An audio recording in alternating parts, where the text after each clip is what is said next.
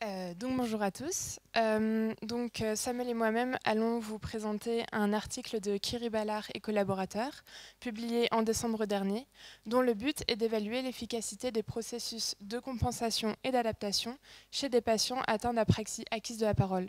Donc il faut faire attention, c'est une apraxie différente de celle vue précédemment. Avant de rentrer dans le vif du sujet, on va s'arrêter tout d'abord sur ces deux processus, et plus particulièrement la compensation.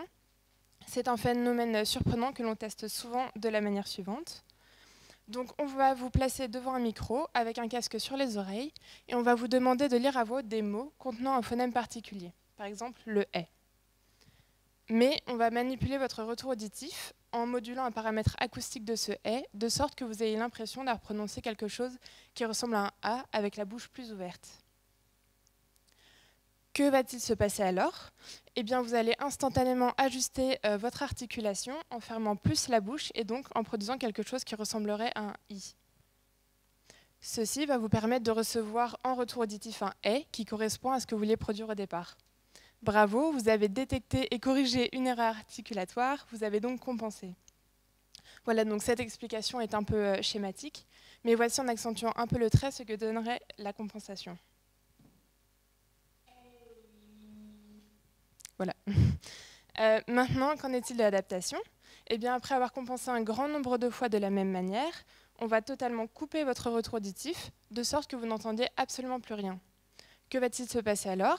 Allez-vous produire le « et » de départ? Eh bien non.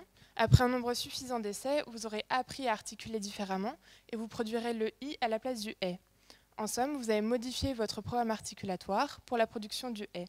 Ça, c'est l'adaptation. Ce phénomène est à la base de l'apprentissage et du réapprentissage moteur de la parole.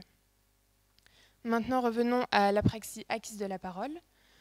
Dans les modèles de production de la parole, comme par exemple le modèle DIVA, il existe un module où l'on stocke les commandes articulatoires pour prononcer les phonèmes de la langue. Il y a un consensus sur le fait que ce module est atteint chez les patients atteints d'apraxie acquise de la parole. Ceci expliquerait leurs erreurs phonétiques, par exemple. Mais des questions persistent. Tout d'abord, est-ce que ces patients sont capables de corriger des erreurs articulatoires sur base de leur retour auditif et donc de compenser? Et également, est-ce qu'ils sont capables de réapprendre un programme articulatoire et donc de s'adapter? Ce sont ces questions que se sont posées les auteurs et y répondre permettrait de mieux comprendre les symptômes de l'apraxie acquise de la parole. Donc pour ce faire, les chercheurs ont comparé les performances de 8 patients atteints d'apraxie acquise de la parole à celles de 10 participants contrôle, notamment appareillés en âge. Le protocole est le même que celui qu'on a vu tout à l'heure, qui est divisé en plusieurs phases. Tout d'abord, les chercheurs recueillaient les mesures de référence, donc le « est », sans modification du retour auditif. Puis, le retour était modifié jusqu'à ce que le « est » produit soit entendu comme un « a », et les chercheurs mesuraient alors si les participants avaient compensé. Ici, leur hypothèse est que les participants contrôle et les patients atteints d'apraxie acquise de la parole compenseraient de la même manière. Mais on peut se demander ce qu'il en est. Eh bien, voici les résultats. Donc, tout d'abord pour les participants contrôle. Donc, vous pouvez y suivre l'évolution du phonème qu'ils produisent au cours des différentes phases de l'expérience. Et vous pouvez le comparer à la ligne verte qui représente la mesure de référence qui est prise en phase contrôle.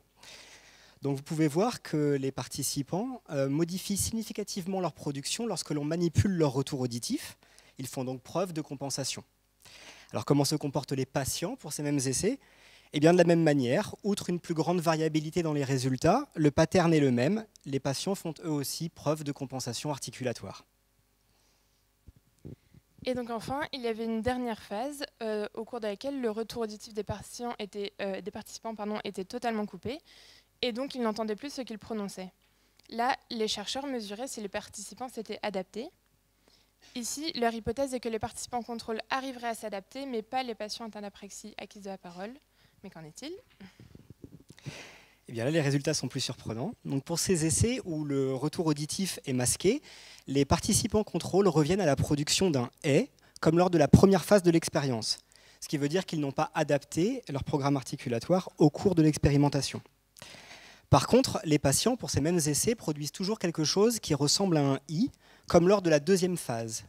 Mais ici, ils n'ont plus de retour auditif qui les incite à s'ajuster, donc ce n'est pas de la compensation. C'est donc qu'ils ont appris que lorsqu'ils veulent prononcer un « est », ils doivent articuler quelque chose qui ressemble à un « i ». Ils ont donc adapté leur commande articulatoire et ils ont fait cela suite aux quelques essais de l'expérience, alors que ça n'a pas été suffisant pour les participants contrôle. Donc, au total, ces résultats témoignent du fait que les patients avec apraxie acquise de la parole peuvent ajuster leur articulation en fonction de leur retour auditif, mais aussi qu'ils peuvent adapter leur programme articulatoire. Ils présentent donc un déficit des programmes articulatoires, mais ceux-ci seraient malléables et ils pourraient être réappris. Alors, cette étude connaît toutefois quelques limites, notamment en ce qui concerne la généralisation et le transfert des résultats expérimentaux à des productions plus naturelles ou plus complexes. Et puis, au vu de la variabilité dans la réponse des patients, nous aurions aimé que les auteurs publient leurs résultats individuels. Ça nous aurait permis de vérifier si le pattern de performance qui est présent au niveau du groupe était présent chez chacun d'entre eux, ou si au contraire on pouvait distinguer différents sous-groupes. Mais cette étude était une étude exploratoire et elle met déjà en évidence des résultats qui nous paraissent importants d'un point de vue clinique. Tout d'abord parce qu'ils nous permettent de comprendre certains symptômes présentés par les patients, comme par exemple les conduites d'approche qui sont caractéristiques de l'apraxie de la parole et que l'on peut peut-être plus aisément interpréter au regard de capacités de compensation qui sont préservées. Et puis, parce que ces résultats peuvent nous guider dans l'élaboration des interventions. Si les capacités de compensation sont préservées, alors ça veut dire qu'on peut s'appuyer à un moment ou à un autre de la prise en charge sur une autodétection des erreurs par les patients. Et puis, si les capacités d'adaptation sont potentialisées, alors ça nous incite à viser le réapprentissage des programmes moteurs qui posent problème. Et puis, cela explique aussi l'efficacité empirique de certaines interventions basées sur un réentraînement intensif, par exemple. Alors, concernant des pistes de prolongement, nous nous demandons s'il ne serait pas possible maintenant de distinguer différents profils chez les patients en fonction de ses capacités de compensation et d'adaptation, ce qui permettrait à terme de pouvoir élaborer des interventions encore plus spécifiques et encore plus prédictives. Donc, au total, cet article met en évidence que des patients avec apraxie acquise de la parole pourraient détecter et compenser certaines erreurs articulatoires, mais aussi qu'ils pourraient adapter leur programme moteur. Ces résultats valident des stratégies d'intervention qui visent le réapprentissage des programmes articulatoires qui posent problème, par exemple par un réentraînement intensif, et pourquoi pas en prenant appui sur le retour auditif préservé des patients. Voilà, merci beaucoup.